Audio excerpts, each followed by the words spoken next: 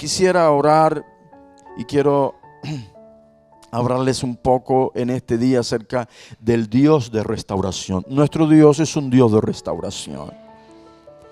Y Dios es Dios que restaura sus propósitos en nosotros. Con mucha frecuencia vienen luchas y batallas a nuestras vidas y nuestro adversario, el diablo, quiere robar de nosotros. Quiere robar de nosotros los propósitos de Dios. Y usa muchas formas, maneras y vías para procurar robar de nuestra vida los propósitos de Dios. Y en el nombre de Jesús, en esta hora quiero hablarle, tu Dios y mi Dios es Dios de restauración. Tu Dios y mi Dios es Dios de restauración. Y es Dios de una nueva oportunidad. Amén. Nuestro Dios es Dios de una nueva oportunidad. Y quiero pedirles que nos acompañen para orar al Señor y leer esta porción de la Escritura. El Evangelio de Lucas, capítulo 7, versículo 11. Vamos a leer desde el versículo 11 hasta el versículo 17. Dice el texto de la palabra. Aconteció después que él iba a la ciudad, hablando de Jesús, que se llama Naín, e iban con él muchos de sus discípulos y una gran multitud. Cuando llegó cerca de la puerta de la ciudad, he aquí que llevaban a enterrar a un difunto, hijo único de su madre, la cual era viuda y había con ella mucha gente de la ciudad. Y cuando el Señor la vio, se compadeció de ella y le dijo, no llores. Y acercándose tocó el féretro y los que lo llevaban se detuvieron y dijo, joven, a ti te digo, levántate. Entonces se incorporó el que había muerto y comenzó a hablar y lo dio a su madre. Y todos tuvieron miedo y glorificaban a Dios diciendo, un gran profeta se ha levantado entre nosotros y Dios ha visitado a su pueblo. Y Dios ha visitado a su pueblo. Y se extendió la fama de él por toda Judea y por toda la región de alrededor. Y se extendió la fama de él, de Jesús, por toda España. Por todo Vinaroz. En tu casa. En mi casa. Bendito sea el nombre del Señor. Padre, te honramos. Y te damos gracias por tu fidelidad y amor. Gracias por tu palabra, en ella hay espíritu y vida para nosotros. Rogamos en este momento, Señor, una vez más, que la gracia soberana tuya sea sobre nuestras vidas y sobre esta iglesia, Señor, y sobre todo su cuerpo de liderazgo. Pedimos, Dios de los cielos, poderoso Dios, Padre, que la unción de tu presencia y la unción de tu poder sanadora y restauradora, Señor, y también que produce resurrección, esté operando entre nosotros. En el nombre de Jesús, Dios, a ti oramos y no estamos orando al aire y no estamos orando, Señor, a lo no visible, a lo no existente. Estamos orando al Dios existente, estamos orando al Dios inmanente, estamos orando al Dios presente. Y en tus manos nos encomendamos y te decimos gracias por tu hermosa obra entre nosotros. Gracias por escucharnos y por responder cada oración, Padre, en el nombre de Jesús. Amén. Gloria a Dios, gloria a Dios, gloria a Dios. Quiero testificarles, y no sé cuántos minutos podemos contar. Quiero testificarles, hace un tiempo atrás, tuvimos una situación de una joven en nuestra iglesia, bien joven, Dios estaba tratando con su vida y su familia. Una joven que estaba trabajando estaba trabajando en el área ha sido difícil en nuestra nación poder tocar esas áreas, el área de las comunicaciones, el área de la televisión y de la radio. Y esta joven ha sido locutora, y entonces un día venía de vuelta a su casa, iba detrás de una persona que le estaba asistiendo para llevarle a su casa en una motocicleta, y enfrente de la calle donde iban ellos se atraviesa un coche. Ya a la velocidad que ellos venían no le dio tiempo al conductor frenar o disminuir la velocidad y tomar un lugar cómodo, sino no pudo hacerlo, totalmente atravesado. estaba el coche enfrente, no tuvieron nada más que hacer que lo que pudo hacer quizás y la impresión de pronto para el chofer, solamente giró el timón de la motocicleta y frenó. Y la joven que venía detrás, esta joven que le estoy hablando, voló por encima de él y su cabeza pegó, no sé cómo le llaman a lo que va a la orilla de la calle, bordillo. Pegó su cabeza contra el bordillo, no tenía casco. Y pegó su cabeza contra el bordillo y ahí quedó. La levantan de pronto y la llevan al hospital corriendo con urgencia. Llega al hospital, la internan, se produjo inmediatamente un hematoma dentro de su cerebro y toda su masa cefálica se comenzó a extender y por si fuera poco se produjo una transpiración, una broncoaspiración, y entonces ya no solamente había problema en su cabeza, sino también había problema en sus pulmones, porque cuando usted devuelve el alimento que está dentro, un vómito, de pronto lo absorbe porque no tenía manera de expulsarlo por la condición que tenía, y lo absorbe y va a sus pulmones. Y hay una infección en sus pulmones inmediatamente, y bueno, muy grave, exageradamente grave, y no quiero hacerle extenso el tiempo, pero quiero decirles que de pronto nos llega la noticia, nosotros a la iglesia escuchamos la noticia y corremos al hospital para estar allí con su familia. Es una situación compleja para una familia y una muchacha bien joven. Y la situación, el ambiente en su familia se tornó tenso. Imagínese usted un accidente de esa manera y a esa envergadura.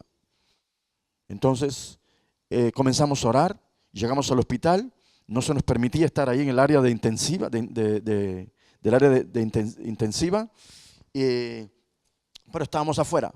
Alrededor allí comenzamos a interceder y a orar. De pronto entraba algún grupo y comenzamos a hacer una red de oración por todos los hermanos, constante orando. Usted y yo podemos decidir lo que usted y yo querramos decidir, pero quiero decirles que el pueblo que conoce a su Dios se esforzará y actuará, y nosotros tenemos que entender, si usted quiere dejar que las cosas pasen, dejen que las cosas pasen, pero si usted se aferra a las promesas de Dios y a la verdad de Dios y intercede y clama al Señor, llega el momento en que se produce. El adversario no quiere que lo hagamos, quiere desanimarnos y quitarnos la fe, porque cuando ocurre una cosa semejante, todos los pensamientos se van, se muere. No murió en el accidente, pero todos los pensamientos se van, se muere. Y entonces, por no hacerle extenso el tiempo, comenzamos a interceder y a orar, y el Espíritu Santo comenzó a hacernos sentir a todos que el Señor la iba a sanar. Pero ahora venía un proceso de batalla, proceso que viene a robar la fe, y también enviados del enemigo para robarte la fe. Siempre habrá algún mensajero del adversario para tratar de robarnos la fe. Pero el Señor los reprenda a cada uno, ¿verdad? En el nombre de Jesús. Y pues se produjo una batalla ahí de oración, y de pronto en uno de los días un doctor sale y yo entro a la terapia intensiva me dieron permiso para entrar, entro para orar por ella y ponerle manos allí en su lecho. El doctor sale para dar reporte y dice, hay un camino muy largo. Es como la expresión que usó, como un precipicio, y hay como un puente de cuerdas y de peldaños así de madera. Y dice, cualquier peldaño de madera de eso puede fallar. Y ocurrió que inmediatamente tuvieron que llevarla para el salón de operaciones, porque el edema estaba muy fuerte y tuvieron que abrir el cráneo para que hubiera un lugar de escape de esa inflamación. Y normalmente ese pedazo de cráneo lo guardan en el abdomen para que se mantenga vivo, para después restaurarlo cuando esté mejor. Pero los médicos no estaban pensando en restauración, lo tiraron y porque ya decían, se va a morir, ya está, esto es lo último que podemos hacer. Normalmente cuando hay una inflamación muy fuerte, la pupila comienza a dilatarse, es una señal de lo que está produciéndose dentro. Y nos avisan de eso. Al fin de la jornada seguimos intercediendo. Dios permitió que saliera viva todavía inconsciente, pero viva de esa operación. La regresan otra vez a su lugar, a ese lugar de intensivo. Y al siguiente día se corre el rumor, aún en la televisión, de que había muerto. Pero estábamos convencidos de lo que la palabra que Dios nos había dado. Y se corre el rumor de que había muerto. Y el doctor, estábamos nosotros allí, el doctor envía a la morgue decirle, hey, prepárense porque reciban el cuerpo. La persona que debería recibir el cuerpo para alistarse y prepararlo ya, era conocido de esta joven. Le conocía, tenía la amistad. Y ella dijo, yo no lo quiero hacer. Y envía a buscar a otra persona para que venga a hacer el trabajo. Ya le habían enviado a la morgue allí para que hicieran lo que deben de hacer allí entonces. Pero el Señor nos seguía haciendo sentir a todos nosotros que el Señor había dado palabra, nos había inspirado de que Él la sanaría. Y estábamos peleando. Estaban esperando que saliera hacia afuera el cuerpo de ella. Y de pronto se comienza a demorar y se demora y no sale su cuerpo. Y no sale su cuerpo. Y sale alguien al tiempo que no nos dejaban entrar a ninguno de nosotros. Y sale entonces alguien después y dice que no sabe qué había ocurrido, pero no la habían enviado para allá porque todavía tenía vida, según dicen ellos. Todavía tenía vida. Y comienza, a partir de ese entonces, después que ya el médico había dictaminado su defunción, comienza el Señor a restaurarla, a tratar con su vida, y después soportó ese día 24 horas, otras 24 horas más, y entonces uno de los doctores dice, bueno, no sé qué está pasando, pero estamos viendo señales muy pequeñas de restauración. Y dice, pero no se ilusionen, porque si lograra vivir, va a quedar cuadripléjica, no va a poder andar, no va a poder caminar, no va a poder hacer nada. Y entonces seguimos orando, Señor, si tú la resucitaste de la muerte y tú la sacaste de la muerte, el propósito tuyo sobre ella se mantiene, tú lo continúas, y entonces Dios es Dios y soberano. Si tú lo haces bien, no la vas a dejar en esa condición, tú lo haces bien, porque lo que tú comienzas, tú lo terminas. Y sucedió, hermanos, que a los días adelante, esta joven salió por sus pies de ese hospital. Frente a los ojos de los médicos, frente a los ojos de aún los que habían anunciado su muerte, Dios la sacó por sus propios pies, con dificultad, pero con sus pies. Y en los días siguientes adelante se fue restableciendo y restableciendo. Y hoy por hoy, ella tiene toda su vitalidad, todas sus funciones de su cuerpo, se restableció sus funciones en su trabajo, ya no solo ahora era en la provincia donde vivimos, sino ahora también la llevaron a trabajar nacionalmente, y ahí está haciéndolo, trabajando con toda su capacidad. Y no solo eso, sino también Dios le concedió de tener una bebé después de todo eso.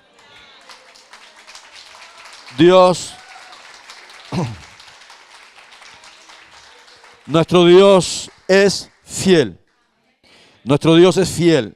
El enemigo quería robar el propósito de Dios en la vida de esta joven y dañar su familia. Pero el Dios de los cielos, cuando los hijos de Dios persistimos, si usted baja sus manos y se rinde, pues no pasará nada. Más bien vendrá más caos. Pero si usted levanta sus manos al cielo y se mantiene en fe, confiando en el Dios que está vivo, en el Dios que ha prometido y no promete por gusto, nuestro Dios lo que dice cumple, pues entonces veremos siempre la mano de Dios operando. Y estamos frente a un caso, a una historia de lo que ocurrió alrededor de la vida de Jesús. Jesús, después de haber hecho milagros en una persona enferma, en un siervo de un centurión, Dios hizo el milagro. Nuestro Dios hace milagros aún a la distancia.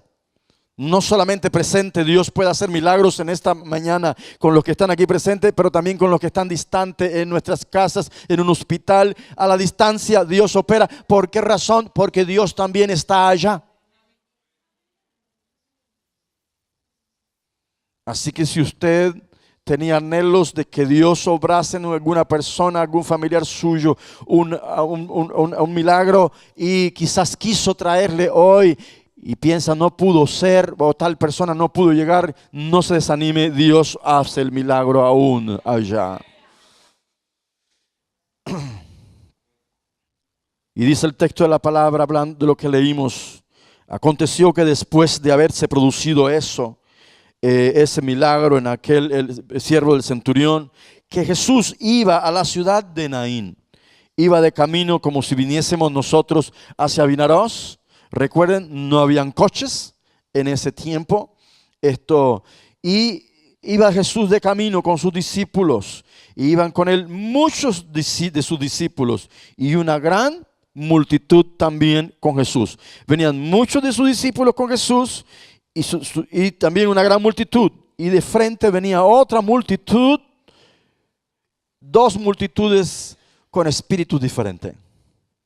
La primera multitud que comienza a hablar aquí está hablando de Jesús y de los que vienen con él. Está hablando de la vida, está hablando del camino, la verdad y la vida. Está hablando del Dios soberano, el Dios que es vida y no es muerte. La muerte no viene de Dios. La muerte fue consecuencia del pecado y entró al mundo como consecuencia del pecado.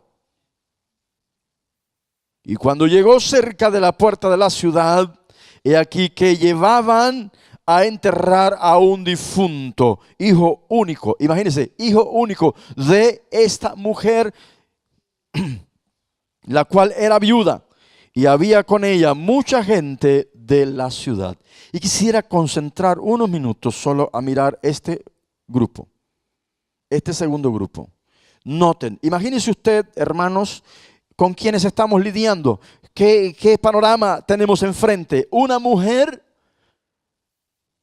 ¿Cuántas madres hay aquí? A ver bien las manos. Dios le bendiga. Qué bueno que hay muchas madres.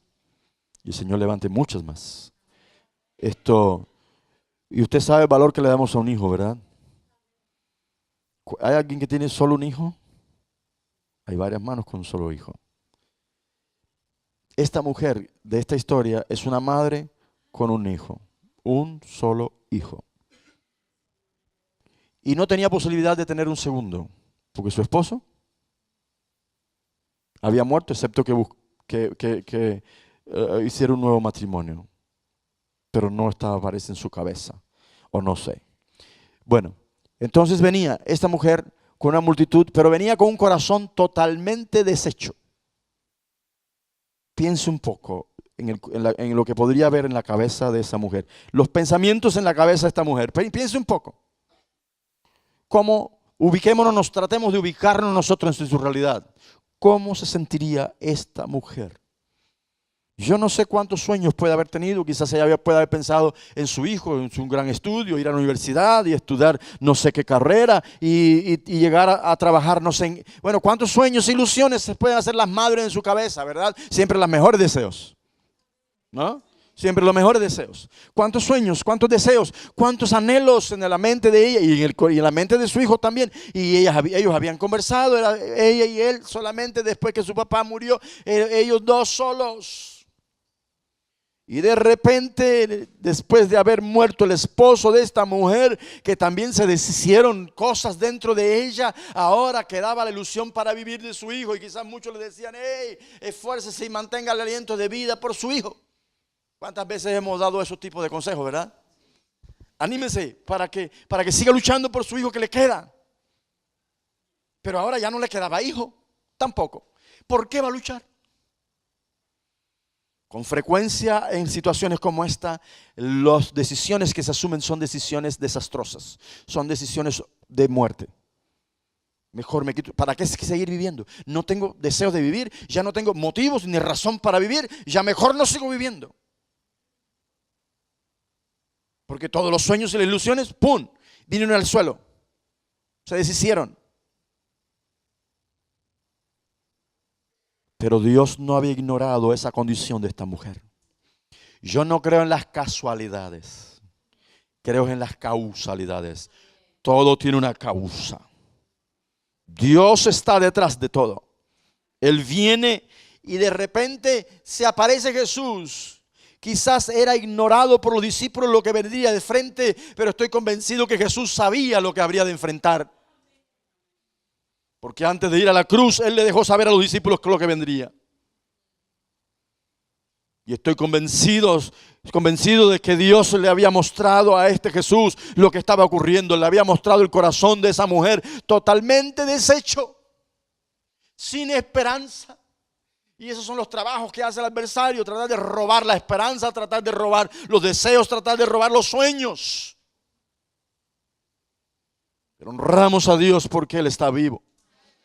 Y porque Él no camina en el mismo rumbo que nuestro adversario. Y Él viene a dar la mano y a levantarnos de la condición que estemos.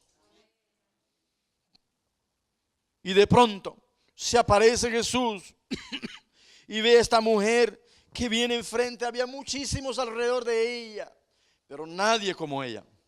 Nadie tan golpeado y tan dañado como ella. Todos los demás quizás estaban acompañando, sintiendo tanto dolor y tanta compasión por esta mujer, por su condición y su situación en su casa, su situación en su vida. ¿Quién la recogería ahora? ¿Quién le daría abrigo ahora a esta mujer sola? ¿Quién la sacaría del pozo de su desesperación? ¿Quién la sacaría? Solo un milagro de Dios. Cuando hay un corazón tan roto a esta medida, no hay, mire, yo no sé si usted ha llegado a situaciones como esta y ha tenido vivencias como esta, pero no hay mucho que decir. ¿Qué usted va a decir? ¿Qué usted va a decir? Y ella ni quisiera escuchar a nadie. Metida dentro de sus pensamientos, metida en sus condiciones, ni quisiera escuchar a nadie. Lo más que podemos hacer ahí es llegar y acompañar y decir: aquí estoy. Y dar un abrazo. Y mostrar cariño y afecto y también compañía. Es lo más que podemos hacer ahí. Eso es Dios y esa persona es Dios y también nuestra intercesión. Si usted y yo, cuando vivimos situaciones semejantes o hay personas alrededor de nuestro viviendo situaciones complejas y usted y yo nos rendimos, ya no hay solución, ya no hay nada que hacer. Pero quiero decirte, Dios siempre tiene algo que hacer. Dios siempre tiene algo que hacer. Vuelvo a repetírtelo, Dios siempre tiene algo que hacer. A Dios no se le agotan los recursos, a Dios no se le acaban los caminos. Y cuando enfrenta esta situación, el Señor viene. Dice, cuando el Señor la vio, note lo que dice ahí, se compadeció de ella. La compasión vino al corazón de Jesús por esta mujer y le dijo: no llores. Usted se puede imaginar decirle a una persona en la condición de esta mujer que no llorase. ¿No sería algo de un loco? ¿Cómo no voy a llorar? ¿Cómo no voy a llorar? ¿Cómo me vas a pedir? Si es lo único que me queda llorar, ¿y cómo me vas a impedir que yo llore? Jesús le dijo: no llores. Porque Él sabía lo que iba a hacer. No es a ver si ocurría, porque esas son dudas. No es a ver si ocurre el milagro. Quiero ayudarla. Y eso sí, quizás estaba en la mente de Dios ahí, Jesús, enfrente de esta situación. Vamos a ver si resucita. A lo mejor no. Quizás sí. Jesús no fue con esa condición frente a esta situación. Jesús fue con toda convicción de lo que iba a ocurrir. Conforme la misma condición en su corazón cuando dijo: vamos a ver a Lázaro, vamos a ir a buscarlo. ¿Se acuerdan? Fue la misma condición, la misma fe. Y entonces Jesús vino y dijo al joven, al muerto: joven, a ti te digo, levántate. ¿Le ha hablado usted de algún muerto alguna vez? ¿Cómo que te han catalogado? ¿Eh? Si a alguien le habla un muerto, ¿qué le dirían? Ya le dijo: no llores, y ahora le está hablando el muerto. ¿No estaría más loco la segunda cosa? No, primero, no llores. Es, como voy a decirle a una mujer que tiene esa condición, que no llore. Pero ahora le estoy hablando al muerto. Y le digo al fallecido, hey, joven, levántate.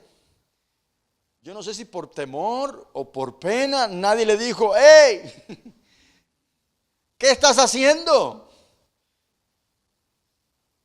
O alguien lanzó un sarcasmo, una expresión de burla, quizás.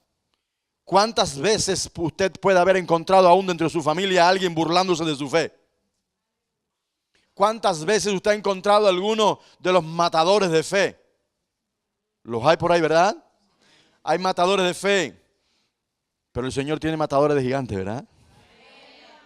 Bendito el Señor. Y entonces Jesús le habla al joven y le digo, joven, a ti te digo, levántate. Y todo el mundo escuchó aquello de los que estaban alrededor.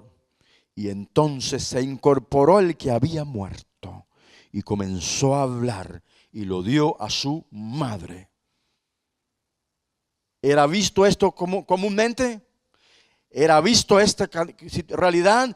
Toda la realidad nuestra que vemos nosotros normalmente es muere uno y sepultado y no lo vemos más. ¿No es así? ¿No es lo común? Entonces, ahora esto es algo fuera de lo común, pero nos acostumbramos tanto a ver lo común que la verdad nos parece mentira. Nos acostumbramos tanto a la muerte y a ver la muerte que nos parece mentira la resurrección. Y la resurrección y la vida es más verdad que la muerte. Es antes de la muerte. Antes de existir la muerte estaba la vida. Y aún la vida deshará la muerte. Y Jesús, la resurrección, deshizo también nuestro postrer enemigo, que es la muerte. Dice la palabra, ¿no es cierto? Entonces vuelvo a decirle, hermano, nos hemos acostumbrado tanto a ver la muerte y a ver que cada vez que uno muere, no sale para atrás y dice, hey, no existe la resurrección. Pero el Jesús tuyo y mío nos dice, yo soy la resurrección y la vida, el que esté muerto, aunque esté muerto, vivirá. Y eso no es un texto para una pared. Eso no es un texto para un adorno. Eso es una verdad de Dios para ti y para mí. Y para todo el que quiera creerla. Y para el que crea, se hace vívida esta verdad de Dios. Esta mujer destrozada, su mundo deshecho, ya sus esperanzas habían quedado en el camino. De repente Dios le devuelve todo de nuevo. Dios le regresa toda su esperanza de nuevo y ahora con más ilusión y con más fe.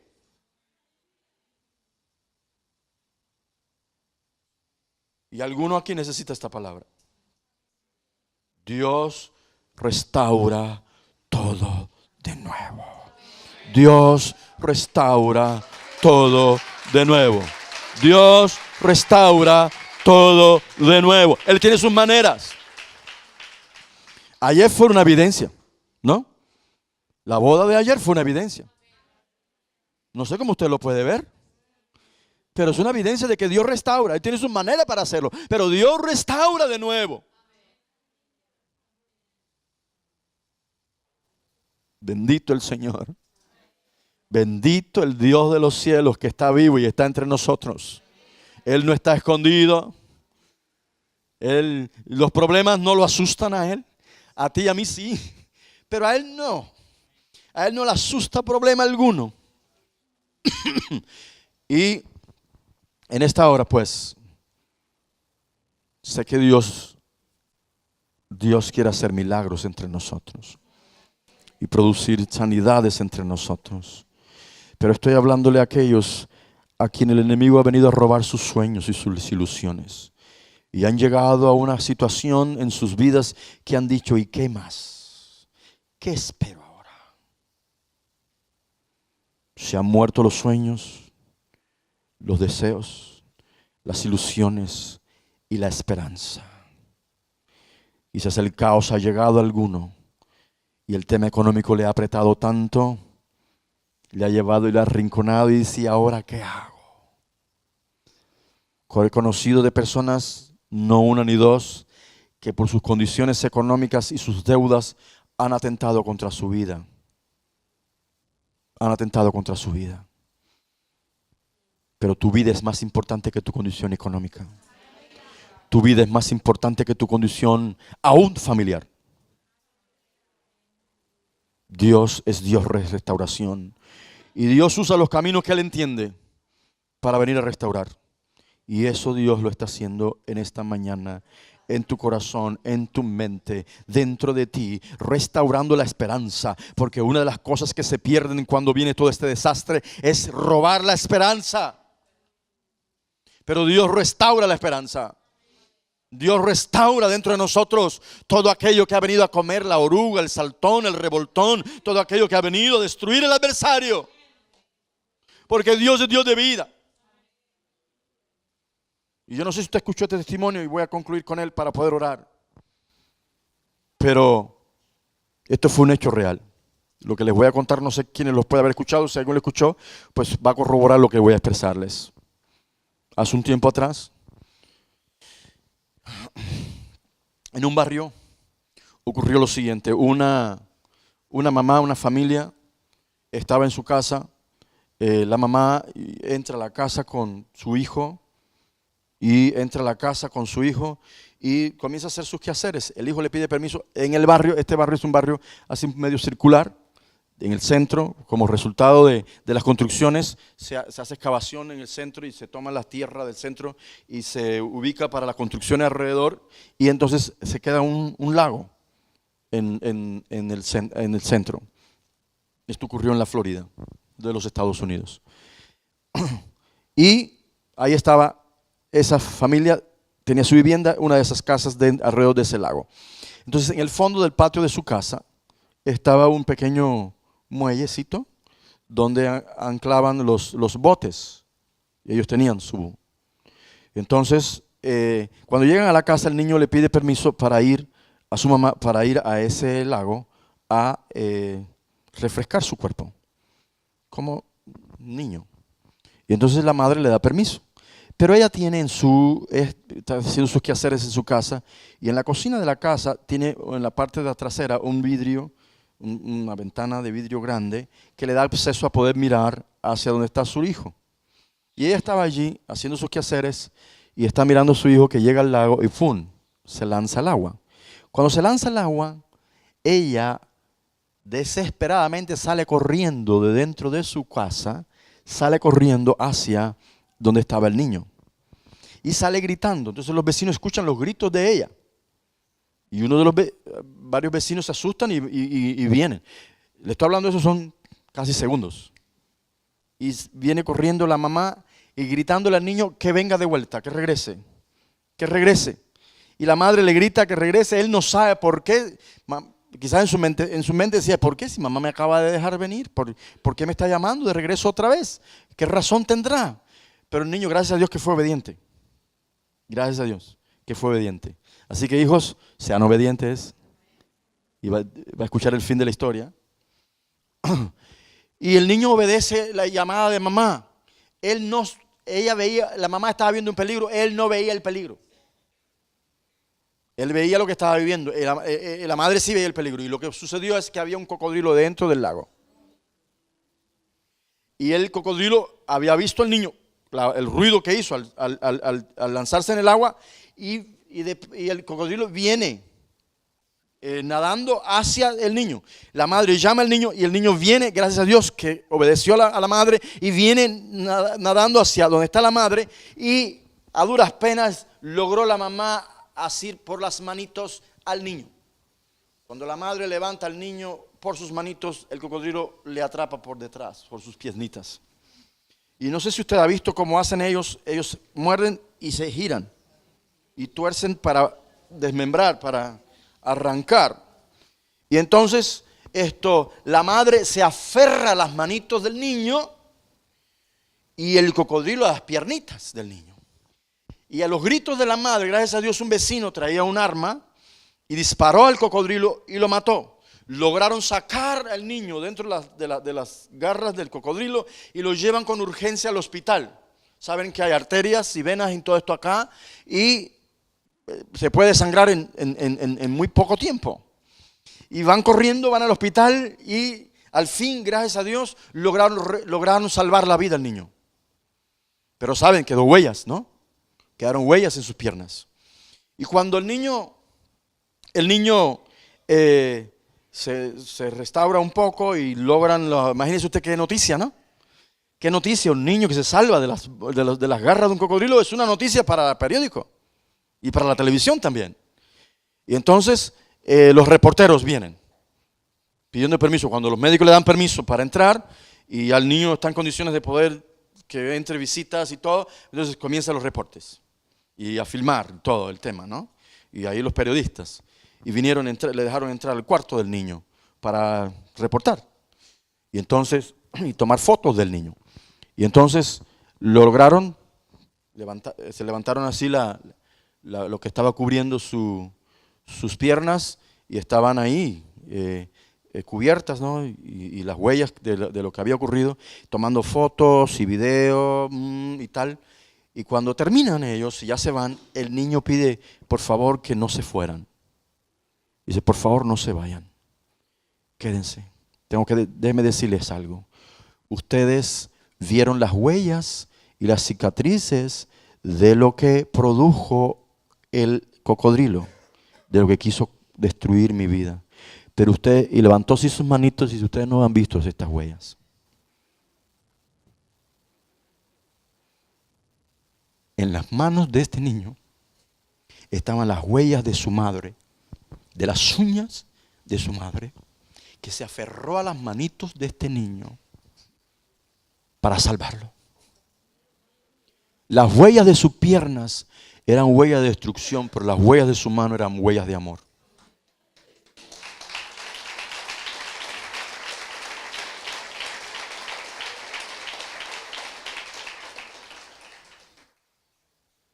Y las huellas de amor de Dios en nosotros, aferrado por la vida, las tiene Él en sus manos. Son las huellas de amor de Dios aferrado por ti y por mí. El diablo por un lado quiere destruirnos, pero Jesús por el otro está aferrado a la vida. Y nosotros como iglesia nos aferramos a la vida y a la vida de Dios. No es solo la vida sobre este mundo, porque la vida sobre este mundo y nuestro cuerpo va al polvo. Estamos hablando de nuestra eternidad. Estamos hablando de nuestra esperanza. Estamos hablando de lo que nos sostiene. Estamos hablando de la verdad eterna de Dios. De la razón de su advenimiento. Y en esta hora quiero recordarte, Dios está vivo. Dios está vivo. Dios está vivo. Dios está vivo. Dios está vivo y Él no está paseando por ahí, aunque por todos lados está, Él está aquí con nosotros también en esta mañana. Nuestro Dios quiere restaurar corazones y vidas en este día. Nuestro Dios ha venido para traer restauración. Nuestro Dios ha venido para traer esperanza, para devolver esperanza donde ha sido robada. En el nombre del Señor. En cuanto dependa de nosotros, la palabra nos dice estar en paz con todos.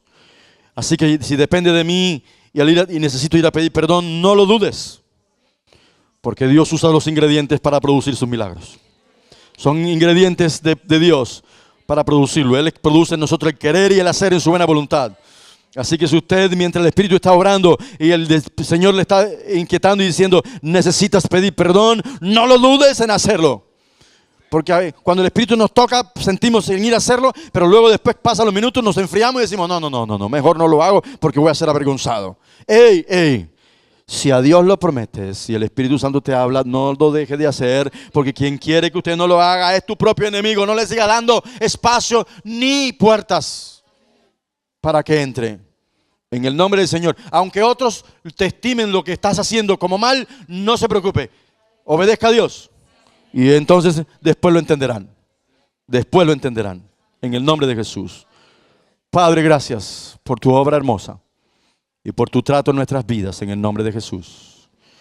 Señor Jesús, rindo mi vida a ti en esta hora. Y te reconozco como mi Señor y Dios. Y reconozco, Señor, que tú eres la mejor decisión en mi vida. Que tú eres el inicio y el fin del camino. Y que tú derramaste tu vida por mí y tu sangre para perdonar mis pecados, por los cuales te pido perdón. Y ruego que me ayudes y me levantes y me saques adelante, Señor. Aumenta mi fe y mi confianza en ti. Y ayúdame a leer tu palabra, a leer la Biblia, para que ella traiga alimento a mi alma. En tus manos me encomiendo en el nombre de Jesús. Te doy las gracias. Amén, Señor.